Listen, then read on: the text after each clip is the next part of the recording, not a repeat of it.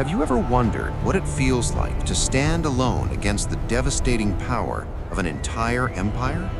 Imagine for a moment that you are stripped of all weapons, all armies, and all worldly support. You are standing in the opulent, intimidating court of a man who does not just claim to be a king, but claims to be God himself. A man who holds the power of life and death over millions, whose word is law, and whose anger is a death sentence. Now, imagine that your only shield against this terrifying might is a simple wooden staff and a message that seems impossible to believe. Would your heart tremble? Would your voice shake? Or would you find a courage that transcends the physical world? This is not just a story of the past. It is the ultimate blueprint of how faith dismantles tyranny. Welcome to Divine Sagas, where today we journey back to the golden sands of ancient Egypt to witness the most dramatic confrontation in human history, the day a shepherd challenged a god-king. History is often written by the victors, but this story was written by the creator of history himself. It is a narrative that has echoed through the corridors of time, teaching us that appearance is an illusion and that true power belongs only to the one who controls the beating of our hearts. We often look at the world today, at the injustice, the oppression, and the overwhelming odds stacked against the truth, and we ask ourselves, is there any hope? Can one person really make a difference? To answer this, we must transport ourselves to a time when the Nile flowed red with the blood of innocents, and the sky over Egypt was darkened by the shadow of one man's ego. This is the story of Musa, A.S., and Pharaoh, a clash not just of men, but of light against darkness, humility against arrogance, and the finite against the infinite. Let us set the scene. Egypt was the superpower of the ancient world. Its architecture was unmatched, its military invincible, and its wealth unimaginable. At the pinnacle of this civilization sat Pharaoh, a tyrant whose arrogance had swelled to such grotesque proportions that he looked upon his people and declared, "I am your Lord, the Most High." It was a society suffocating under the weight of his delusion. The children of Israel were enslaved, their backs broken by labor, their sons slaughtered in their infancy, and their dignity stripped away. It was a world devoid of hope, a world where the darkness seemed permanent. But it is often in the deepest darkness that the brightest light is kindled. Far away from the palaces of Egypt, in the quiet, rugged solitude of the desert of Madian, a man was being prepared. He was not a prince surrounded by guards anymore. He was a shepherd, weathered by the sun, humbled by nature, and purified by silence. Musa, A.S., had fled Egypt as a fugitive, fearful and uncertain, but he was about to return as a messenger of the Almighty. The transformation began on a cold, dark night. Have you ever found yourself lost in the darkness, seeking just a flicker of warmth or guidance? Musa was traveling with his family, lost in the wilderness, when he saw a fire in the distance. It was a mundane human need, the need for warmth and direction, that led him to the sacred valley of Tuwa. He told his family to wait, promising to bring back a firebrand or perhaps find some guidance. Little did he know, he was walking toward a destiny that would reshape the world. As he approached the fire, the silence of the desert was shattered not by the crackling of wood, but by a voice that commanded absolute awe. What is this? O Musa, verily, I cannot I remember. am your Lord. We have been Can deceived. you imagine the trembling Look of to the your camel. human soul in that moment? To stand in the presence of the divine light, to hear words that no ear had ever heard. The staff in his hand, a simple tool for leaning and herding sheep, was about to become the instrument of God's will. He was commanded to cast it down, and in a terrifying instant, the wood transformed into a writhing, living serpent. Fear, raw and human, gripped him. He turned to flee, but the lesson was immediate. Fear nothing but Allah. When you hold on to the rope of Allah, even a snake becomes a servant. This encounter was the forging of a prophet. He was given two signs, the staff that became a snake and his hand that shone with a brilliant, blinding white light, not from leprosy, but from divine nur. But with these miracles came a command that would shake the bravest of men. Go to Pharaoh. Indeed, he has transgressed. Consider the weight of this order. Musa was a wanted man in Egypt. He had a speech impediment. He had no army, and he was being sent to the most ruthless dictator on earth to demand the liberation of an entire nation. It sounds like a suicide mission. And here lies the first profound lesson for us. When we are faced with our own pharaohs, our addictions, our fears, our oppressors, or our impossible situations, we ask ourselves, is there any hope? Can one person really make a difference? To answer this, we must transport ourselves to a time when the Nile flowed red with the blood of innocence, and the sky over Egypt was darkened by the shadow of one man's ego. This is the story of Musa, A.S., and Pharaoh, a clash not just of men, but of light against darkness, humility against arrogance, and the finite against the infinite. Let us set the scene. Egypt was the superpower of the ancient world. Its architecture was unmatched, its military invincible, and its wealth unimaginable. At the pinnacle of this civilization sat Pharaoh, a tyrant whose arrogance had swelled to such grotesque proportions that he looked upon his people and declared, "I am your Lord, the Most High." It was a society suffocating under the weight of his delusion. The children of Israel were enslaved, their backs broken by labor, their sons slaughtered in their infancy, and their dignity stripped away. It was a world devoid of hope, a world where the darkness seemed permanent. But it is often in the deepest darkness that the brightest light is kindled. Far away from the palaces of Egypt, in the quiet, rugged solitude of the desert of Madian, a man was being prepared. He was not a prince surrounded by guards anymore. He was a shepherd, weathered by the sun, humbled by nature, and purified by silence. Musa, A.S., had fled Egypt as a fugitive, fearful and uncertain, but he was about to return as a messenger of the Almighty. The transformation began on a cold, dark night. Have you ever found yourself lost in the darkness, seeking just a flicker of warmth or guidance? Musa was traveling with his family, lost in the wilderness, when he saw a fire in the distance. It was a mundane human need, the need for warmth and direction, that led him to the sacred valley of Tuah. He told his family to wait, promising to bring back a firebrand or perhaps find some guidance. Little did he know, he was walking toward a destiny that would reshape the world. As he approached the fire, the silence of the desert was shattered not by the crackling of wood, but by a voice that commanded absolute awe. "O Musa, verily, I am your Lord." Can you imagine the trembling of the human soul in that moment? To stand in the presence of the divine light, to hear words that no ear had ever heard. The staff in his hand, a simple tool for leaning and herding sheep, was about to become the instrument of God's will. He was commanded to cast it down, and in a terrifying instant, the wood transformed into a writhing, living serpent. Fear, raw and human, gripped him. He turned to flee, but the lesson was immediate. Fear nothing but Allah.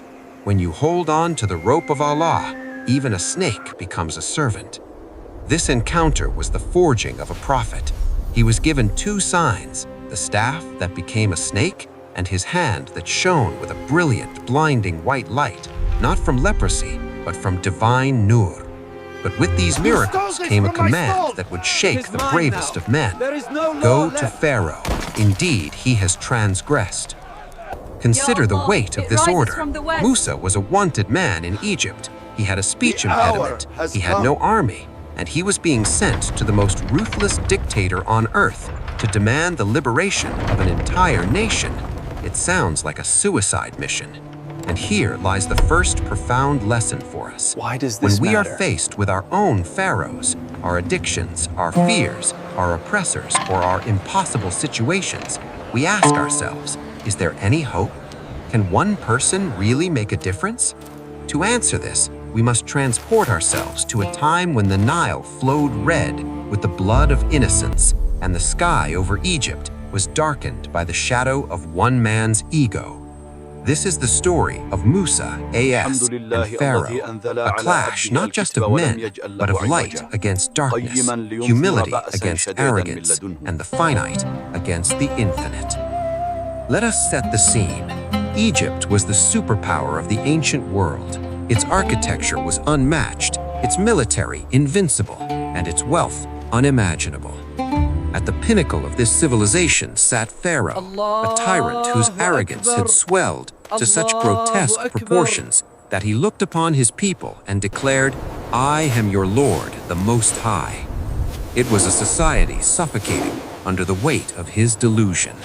The children of Israel were enslaved, their backs broken by labor, their sons slaughtered in their infancy. What happened next was a masterclass in deception. The Quran describes that they bewitched the eyes of the people and struck terror into them. They threw their ropes and staffs, and through their sorcery, it appeared to the massive crowd, and even to Musa himself, that the ground was alive with thousands of writhing snakes. The desert gives The life psychological and takes it impact away. was immense. The ground hissed, the people screamed. It was a wave of terrifying power. And here, the Quran reveals a deeply human moment. And Musa conceived a fear within himself. He saw the overwhelming visual dominance of falsehood. It looked real. It felt real. Have you ever felt that? When the lies of the world seem so strong, so dominant, that you wonder if the truth stands a chance? In that split second of human vulnerability, Allah intervened. And so the Fear jinn not. rose from the Indeed, sands, it is you who are towering over the superior. caravan. The its command eyes came, burning throw like what the is in your midday right sun. hand. Musa cast his staff. This was no longer an illusion. This was the truth swallowing falsehood. The staff became a beast that did not just look like a snake. It physically devoured the ropes and staffs of the magicians. It didn't just win, it annihilated their tools. The illusion vanished. The ropes were gone. The crowd gasped. But the most profound reaction came from the experts themselves. The magicians knew the limits of magic. They knew what was a trick and what was reality. They saw that what Musa had done was beyond human capability. In a shocking twist that Pharaoh never anticipated, the magicians, the very people hired to humiliate Musa, fell down in prostration. They didn't just say, "We give up." They cried out, "We believe in the Lord of Aaron and Moses." Imagine the scene. The defenders of the system became the believers in the message. This is the power of truth. When it strikes clearly, it penetrates the hardest of hearts. Pharaoh's humiliation was total. His narrative crumbled in front of his entire nation. His rage was volcanic. "You believed him before I gave you permission?" he screamed. He threatened them with one of the most brutal punishments recorded in history: to cut off their hands and feet on opposite sides and crucify them on the trunks of palm trees. He offered them a choice: recant or die in agony. But look at the transformation of faith. Minutes ago, these magicians were negotiating for money. Now, having tasted the sweetness of faith, they looked the tyrant in the eye and said, "We will never prefer you over what has come to us of clear proofs and over he who created us. So decree whatever you are to decree. You can only decree for this worldly life." They chose death with dignity over life in submission to a lie. They chose the eternal over the temporary. This victory, however, was not the end of the struggle. It was only the beginning of the tribulation. Pharaoh did not bow. His heart hardened, calcified by pride. He unleashed a campaign of terror against the Israelites that was worse than before.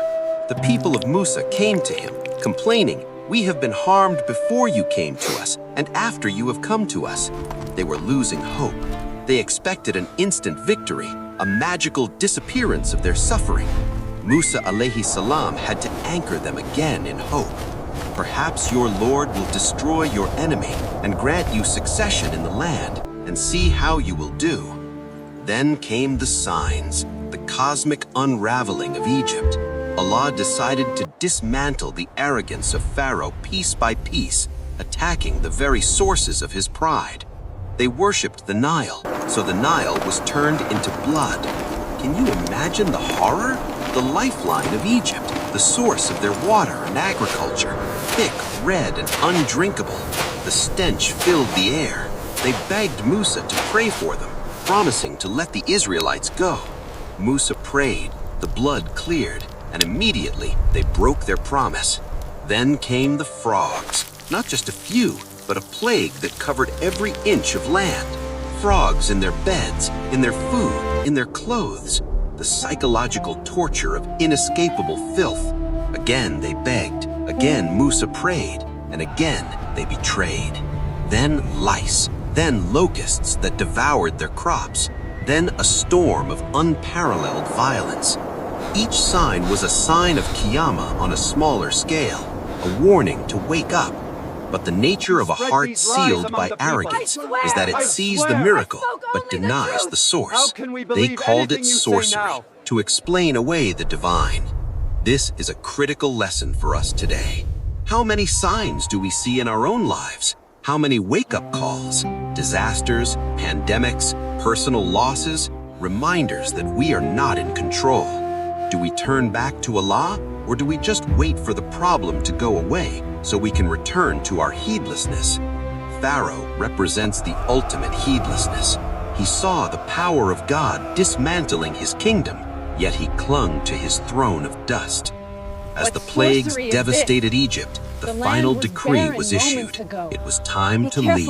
But this would not be a simple exit. It would be a flight into the unknown. In the dead of night, the command came to Musa, "Travel by night with my servants. Indeed, you will be pursued." The gathering of the Israelites began in secret. Imagine the tension in the huts of the enslaved. Mothers hushing their crying babies, men gathering what little supplies they could carry, the old looking at their homes for the last time. They moved under the cover of darkness, a massive column of people walking towards the freedom they had only dreamed of. But Pharaoh's spies were everywhere. As the sun rose, the news reached the palace. The slaves were gone. The rage of Pharaoh consumed him. He did not just send an army, he gathered all his forces. He rallied the chariots, the elite guards, the entire military might of the empire. He led them himself, driven by a madness to possess and destroy. "They are but a small band, and indeed they are enraging us," he announced. The chase began. The dust from the chariots clouded the horizon. The sound of galloping horses thundered across the desert floor. The Israelites were moving as fast as they could, but they were families, children, and the elderly. They were on foot. The Egyptian army was a machine of war. The narrative leads us to the shores of the Red Sea. This is the moment where logic fails and faith is tested to its breaking point. The Israelites reached the water's edge.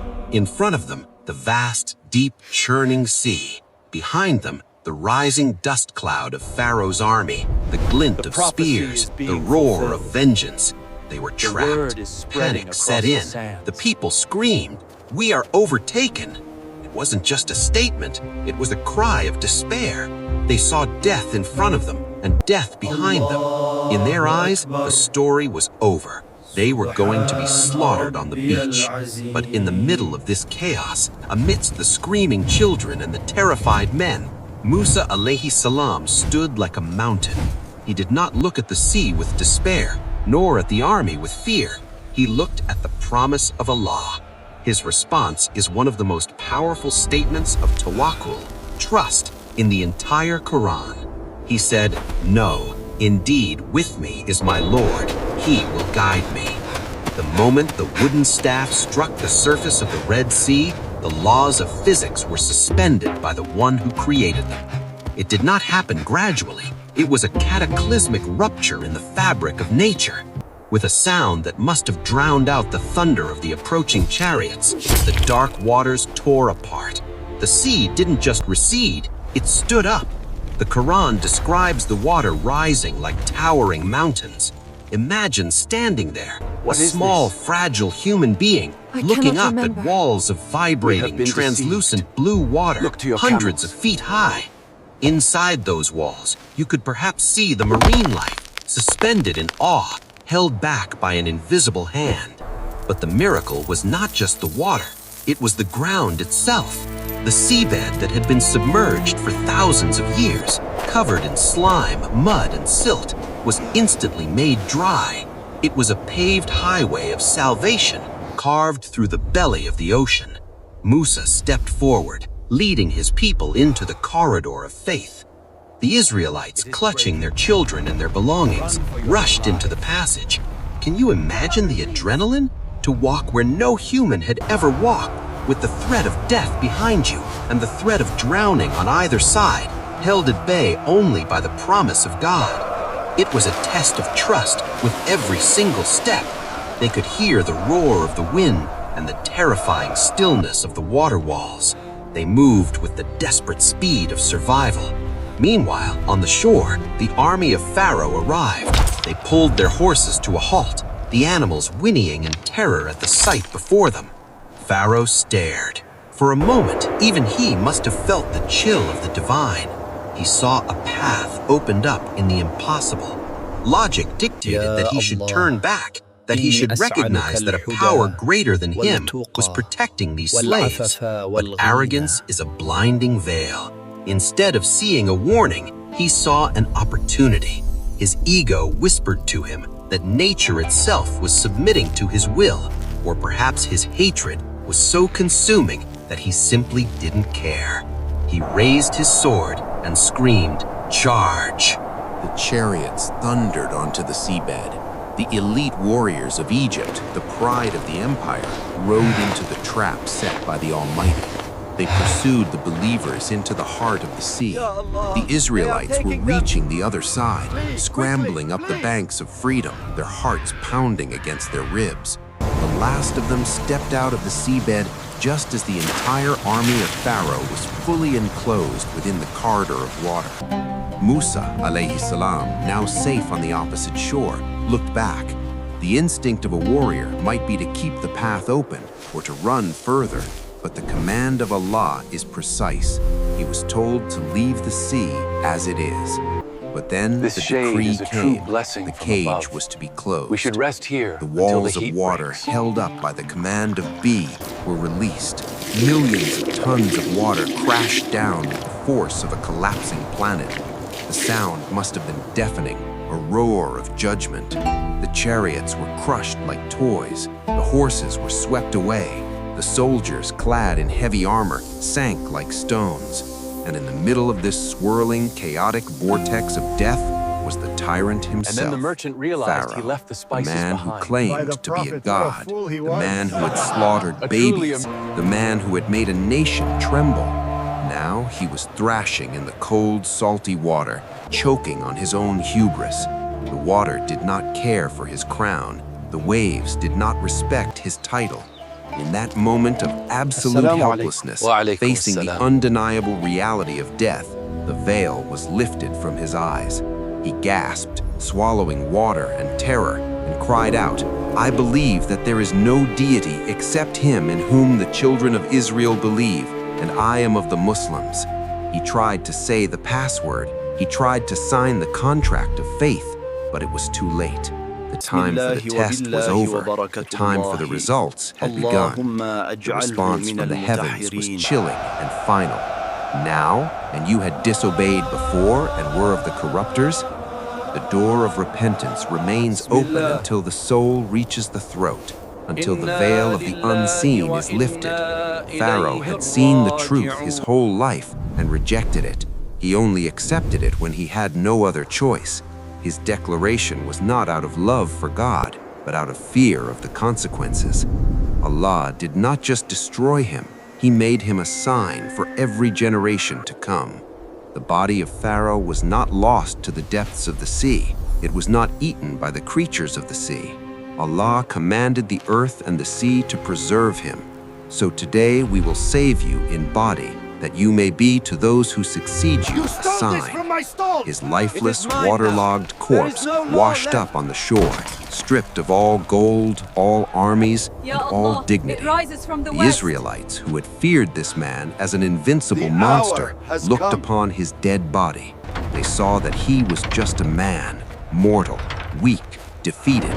It was the ultimate closure. The nightmare was over. The God King was dead, and the one true God, Allah, remained ever living.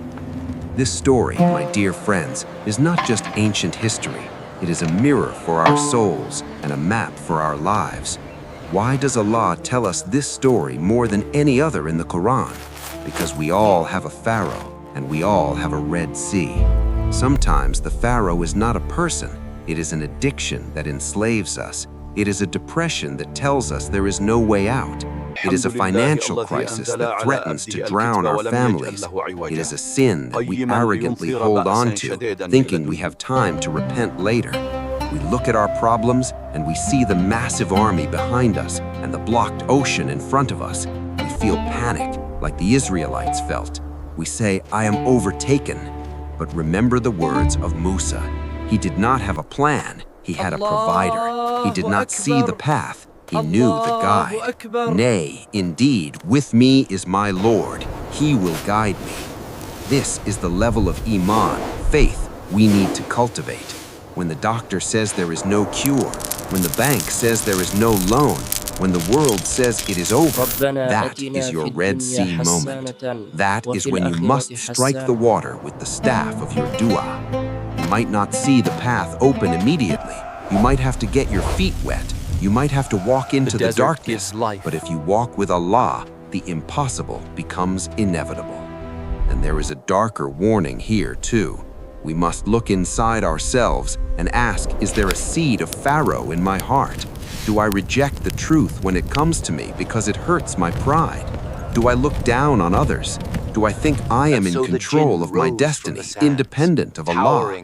Pharaoh didn't start by claiming to be God. He started with arrogance, and it grew. We must kill the Pharaoh within us before it drowns us. We must humble ourselves before the waves of life crash down. Do not wait for the moment of death to say, "I believe." Do not wait until the calamity strikes to turn back to the prayer mat.